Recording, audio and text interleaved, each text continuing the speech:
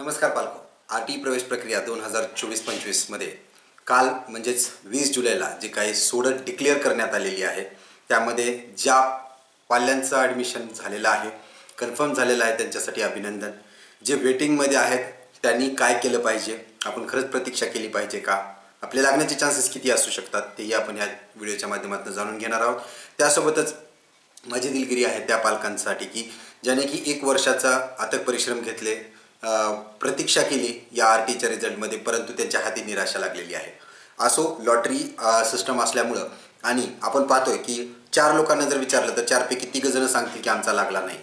याचं कारण असं असतं की ज्या जागा आहेत आणि त्याच्या पटीत जितके अर्ज आलेले आहेत त्यामुळे आपण बघतो की 4 पैकी एकाचाच नंबर लागला असतो.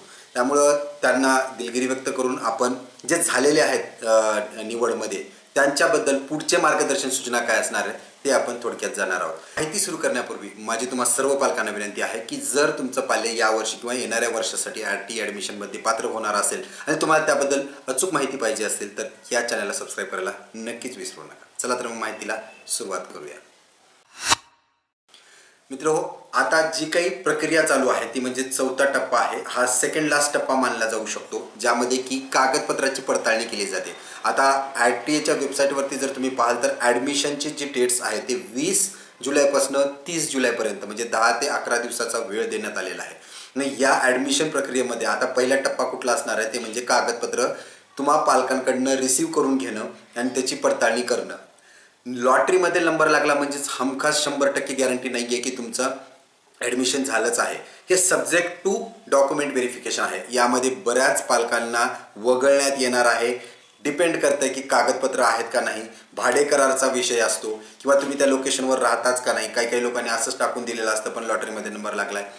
त्यामुळं गाफील राहून चालणार नाही. तर आता आपण माहिती करून घेऊया की त्या पालकांसाठी तुमचं सिलेक्टेड कॅन्डिडेट म्हणजे लिस्टमध्ये नंबर लागला असेल तर काय करायचं.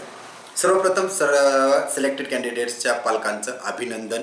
आता जो काही टप्पा राहिलेला आहे तो अक्षरशः थोडका टप्पा आहे जो तुमच्या हातातला आहे. तुम्हाला वेळोवेळी मार्गदर्शन सूचना करण्यात आल्या होत्या, कागदपत्राची माहिती देण्यात आली होती. आता तुम्हाला करायचं काय, तुम्हाला तुमच्या लॉग इनमध्ये जायचं आहे, परत एकदा युजर आय डी पासवर्ड टाकून लॉग इन करायचं आहे. ॲडमिट कार्ड सेक्शनमध्ये जाऊन तुम्हाला ॲडमिट कार्ड डाउनलोड करून घ्यायचं आहे. त्या ॲडमिट कार्डमध्ये तुमचं पाल्य ज्या कुठल्या शाळेत तुमचा नंबर लागला आहे त्या शाळेचं नाव असणार आहे. त्यासोबतच दुसरा महत्त्वाचा कागद म्हणजे तुम्हाला आरटीच्या वेबसाईटवरती सेल्फ डिक्लेरेशन दिसून येईल. ते सेल्फ डिक्लेरेशन तुम्हाला डाउनलोड करायचं आहे, त्यावरती सही करायचे. हे झाले 2 कागद. त्याच्यानंतर जे पूर्वी आपण तयारी केली होती त्या कागदपत्रामध्ये सर्वात पहिला कागद म्हणजे ओरिजिनल पाल्याचा जन्माचा दाखला. इंग्लिशमध्ये असेल, मराठीमध्ये असेल, ऑनलाईनचा पाहिजे, हस्तलिखित चालणार नाही.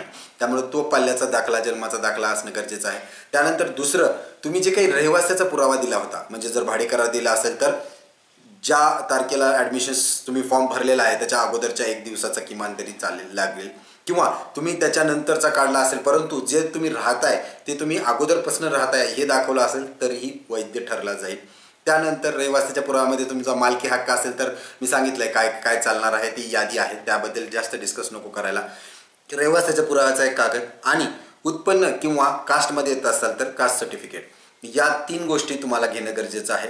पाल्याचा जन्माचा दाखला, त्यानंतर तुमचा रहिवासाचा पुरावा आणि तुमचं उत्पन्न किंवा कास्ट सर्टिफिकेट.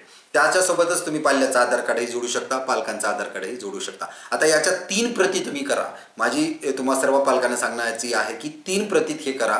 तुम्हाला 1 ते 2 प्रतीत शिक्षण विभागाकडे जमा करायचं आहे, 1 प्रत तुम्हाला लागलीच तर शाळेतही जमा करायची आहे आणि 1 प्रत तुमच्याकडे राहणार आहे. मग अशा प्रकारे 3 ते 4 प्रतीत तुम्ही हे कागदपत्र काढून ठेवा. आता बऱ्याच पालकांचा टेक्निकली हा प्रश्न येतो की जन्माचा दाखला हा एकच असतो, ओरिजिनल एकच असतो, तर त्याचं काय करायचं, म्हणजे कुणाला द्यायचं, शिक्षण विभागाला द्यायचं का शाळेत द्यायचा. तर शिक्षण विभागाला जर ओरिजिनल द्यायचं असाल तर तुम्ही कलर कॉपी त्याची काढून देऊ शकता. जे काही जन्माचा दाखला आहे त्याच्यावर QR कोड असतो, माफ करा, तो QR कोड स्कॅन केल्यानंतर तुम्हाला परत एकदा ओरिजिनल जन्माचा दाखला मिळेल. नसेल तो QR कोड स्कॅन होत तर ओरिजिनल कलर प्रिंट काढून घ्या, ती शिक्षण विभागाकडे जमा करा. त्यातलीच एक ओरिजिनल कलर प्रिंट शाळेतही जमा करायची आहे. आता तुम्हाला करायचं काय, बऱ्याच पालकांना हे माहिती नाही की कागदपत्र कुठं जमा करायचे आहेत. तर हे कागदपत्र जमा करण्यासाठी तुम्हाला तुमच्या तालुक्याच्या ठिकाणी पंचायत समिती म्हणजेच काय, शिक्षण विभागामध्ये पंचायत समिती जे ऑफिस आहे, कार्यालय आहे, तिथं शिक्षण विभागाला भेट द्यायची आहे आणि तिथं तुमचे कागदपत्र जमा करायचे आहेत. जर तुम्हाला ॲक्च्युली ॲड्रेस माहीतच नसेल तर तुम्हाला वेबसाईटवरती तुमच्या जिल्ह्याच्या तालुक्याच्या प्रतिनिधीचे नंबर्स दिलेले आहेत, मदतनीसचे नंबर्स देण्यात आलेले आहेत. त्या नंबरवरती तुम्हाला कॉल करायचा आहे आणि त्यांना माहिती सांगायची आहे. तेव्हापर्यंत तर तुम्हाला कॉल येईलच, परंतु कागदपत्र जमा करणं गरजेचं आहे. आता यानंतर आपण बोलूया थोडक्यात की ज्यांचा वेटिंग लिस्टमध्ये नंबर लागलेला आहे त्यांनी काय करायचं आहे. ज्यांचं वेटिंग लिस्टमध्ये 10 नंबर किंवा 12 नंबर 15 नंबरच्या आत आहे तर माझी तुम्हाला पालकांना विनंती आहे की तुम्ही प्रतीक्षा करू शकता, आशा ठेवू शकता की तुमचं काहीतरी होईल. कारण बरेचसे कागदपत्राच्या त्रुटीमध्ये खचून चौकशी केली जाणार आहे, त्यामुळे कागदपत्राची त्रुटी ही जास्त निघू शकते. त्यामुळे चान्सेस जास्त आहेत. तुम्हाला यामध्ये दररोज नाही तरी कमीत कमी 2-3 दिवसानंतर लॉग इन करून पाहायचं आहे की तुमचा नंबर पुढे सरकत आहे का. म्हणजे आज जर वेटिंग लिस्ट 10 नंबरचा असेल तर तो 8 नंबरला, 7 नंबरला, 6 नंबरला सरकत आहे का. आशा बाळगूया की तुमचा नंबर जो काही पुढचे आहेत जे अपात्र असणारच आहेत ते खऱ्यापैकी अपात्र असतील, खरे ते अपात्र ठरतील आणि तुम्हाला यामध्ये नाव घेता येईल. आता तुम्हाला तुमचं जिथं पाल्य शिकत आहे तिथं तुम्हाला शिक्षण कंटिन्यू करणं आहे. आता सर्वात महत्त्वाचं काळजी घ्यायचं म्हणजे सिलेक्टेड कॅन्डिडेटसाठी परत एकदा सांगतो की हे कागदपत्र तुम्ही लवकरात लवकर तयार करा. आता बरेचसे पालक असे आहेत की लॉटरीत तर नंबर लागला पण कागदपत्रच तयार नाहीत. काही लोकांचा, मला बरेच लोकांचे फोन होते की कास्ट सर्टिफिकेट नाही आहे, आम्ही तर कास्टमधनं टाकलेलं आहे. काढून घ्या, कास्ट सर्टिफिकेट काढून घ्या. मग बऱ्याच लोकांचं भाडेकरारच नाही आहे किंवा भाडेकरार ॲडमिशनच्या डेटच्या अगोदरचा नाही आहे, आता केला तर चालेल का. तर तसं चालणाऱ्या गोष्टी नाही आहेत, ह्या तांत्रिक अडचणी असू शकतात. त्यामुळं तुमचं झालं नसेल किंवा तुम्हाला माहिती नसेल, कदाचित आता तुम्हाला लॉटरी लागली तर तुमची आशा वाढली असेल, परंतु त्याच्यानं काहीच होणार नाही आहे. तुम्ही जर नियमात नुसतं लॉटरीमध्ये लागलं म्हणजे नियम नाही आहे.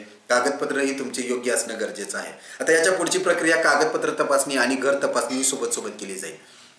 त्यामुळं तुम्हाला जिथं तुम्ही भाडेकराराने दाखवला होता, तुम्ही राहत असाल नसाल तर तिथं उपलब्ध राहणं गरजेचं आहे.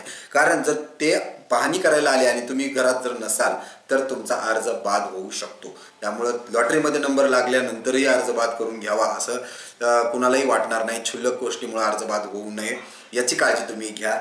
आणि येणाऱ्या 10 दिवसामध्ये सतर्क राहून तुमचं कन्फर्म ॲडमिशन लेटर हे शिक्षण विभागाकडनं येणार आहे. म्हणजे आता त्यांनी जर ॲडमिशनची तारीख ही 30 तारखेपर्यंत दिली तर 30च्या नंतर कदाचित तुम्हाला ज्यांचं कोणाची पडताळणी झालेली असेल, कागदपत्राचे राईट कागदपत्र आहेत, घराची पडताळणी आहे, तर तुम्हाला एक ॲडमिशन स्लिप भेटणार आहे आणि ती ॲडमिशन स्लिप घेऊन तुम्हाला तुमच्या इच्छुक शाळा, जी कुठली लागलेली शाळा आहे त्या शाळेत जाऊन ॲडमिशन करून घेणं आहे. तर ही होती माहिती थोडक्यात. आता ॲडमिशन लॉटरी लागली, पुढं काय करायचं आहे. तुम्हाला डिटेलमध्ये जर माहिती पाहिजे असेल आणखीन कुठल्या बाबतीत तर कमेंट बॉक्समध्ये नक्की प्रश्न विचारा, त्यावरती मी उत्तर देण्याचा प्रयत्न करेल. आणि जर माहिती मोठी असेल तर त्यावरती व्हिडिओच्या माध्यमातून तुम्हाला सांगण्याचा प्रयत्न करेल. परत एकदा सर्व पालकांचे मनपूर्वक धन्यवाद. तुम्ही या चॅनलला प्रतिसाद दिला. मला बऱ्याच पालकांचे फोन आलेत, मी त्यांना मदत करू शकलो त्याबद्दलही मला अत्यंत आनंद होत आहे. अशीच आपली मदत करू मी व्हिडिओज बनवत राहीन आणि तुम्ही व्हिडिओला लाईक आणि सबस्क्राईब करायला विसरू नका. इतर मित्रांसोबतही पोहोचवा. धन्यवाद.